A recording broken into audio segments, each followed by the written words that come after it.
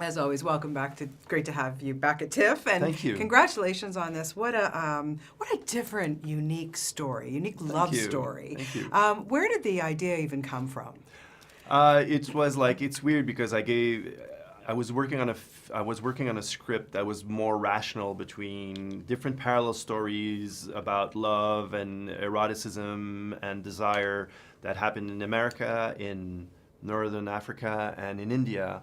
And it became tedious, and at a certain point, there was always one of the stories that would fight against the two others instead of like them uniting. And I found that it's one of the hardest things to have this like triptych film script. So eventually, out of despair, I said, okay, let's just try and figure out if we take out one of the stories.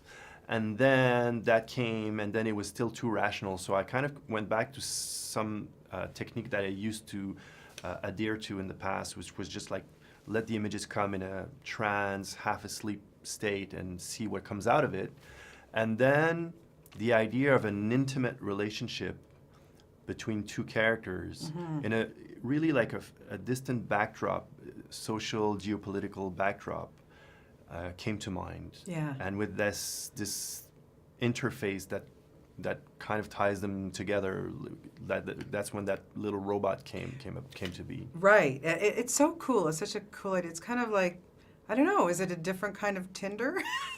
Maybe. It's definitely a metaphor for technology, and it represents, for me, it represents that technology that you hate and that you love at the same time. Exactly. And it's what use you make of it that defines what good it'll bring. And I think that's something that we all have to, I guess, discipline ourselves, like using technology in different ways to make it,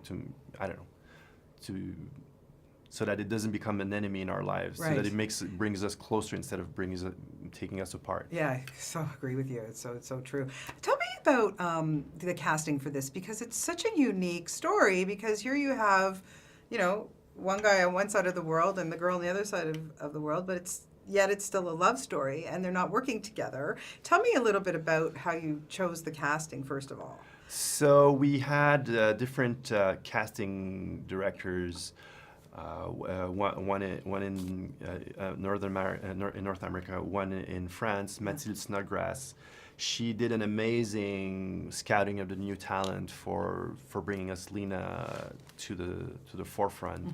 And then in the U.S., my agents introduced me to Joe Cole, which I didn't know before. Oh, you never watched Peaky Blinders? Well, I hadn't watched it before, and then I discovered this guy, and he really has this unique casting. I find I really believe that he's going to become one of the big actors. He's really on that line there where he's going to break out very soon, and he's just very courageous. And I wanted real humans, and I hope it's not a cliche, but sometimes the business being what it is, there's kind of like a uniformization of the faces and the looks and all of that, Yeah.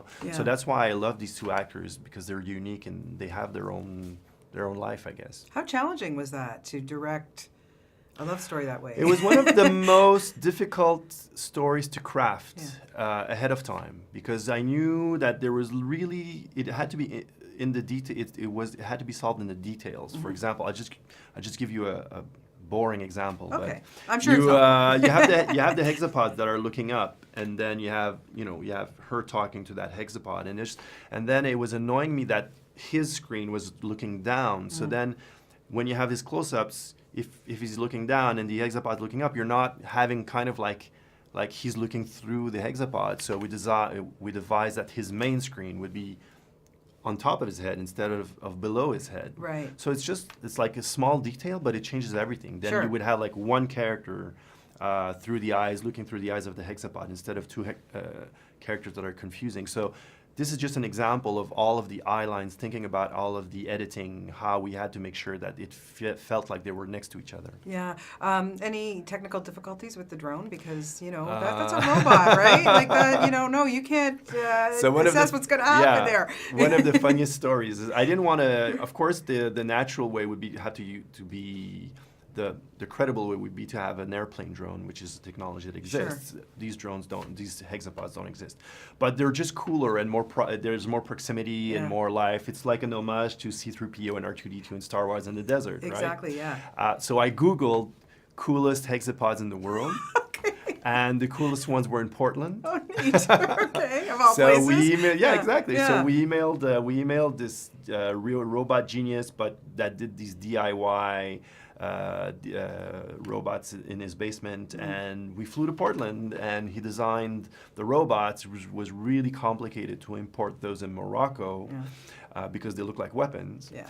Or surveillance, whatever. And the first day of filming, they died on us. Oh. And I was freaking out. Yeah. They would work for like 5 seconds and go down. And eventually he got it to work. But he was programming day and night to make them work. It was a big challenge. It's really cool. It really is a very different, very cool film. Really, Thank you. Really, I really, Thank really you. enjoyed it. I just want to briefly ask you about your next one, the Hummingbird Project. Can you Yeah. tell me a little bit about that? Because that's a pretty cool casting you got there. I think so. I think so. You're doing pretty well there, Kim, I have to say. I'm really excited about this cast. I mean, Jesse completely fit the main character role. And then Jean-Marc, I saw Alexander Skarsgård in a previous film, and then I emailed Jean-Marc, how is Alexander? Like, I just love his work. You think, because I hadn't seen Big Little Lies before. So he said, just got to work with Alexander. Yeah. You know, he's on...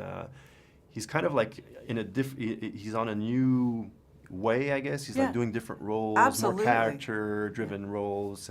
So I was really ecstatic. And then we thought about who would be like their nemesis, and Salma came to mind, and she's so supportive of the script. She just called me last night before going, I think it was 3 a.m, and talking about her wardrobe and her character. So we had this really cool trio. I'm looking forward to. Oh, I can't wait. Well, it looks like we're going to be seeing you at TIFF next year too. Like, you've got to keep your track record going. Yeah, once a year, right? Yeah. I mean, if I don't see you at this time every year, I'm going to go into a deep depression. Okay, I have pressure now. Okay, you have big pressure. Well, congratulations on this. Thank Best of you. luck with it. It's so cool, and always a pleasure to talk to you. Thank you so much. Absolutely.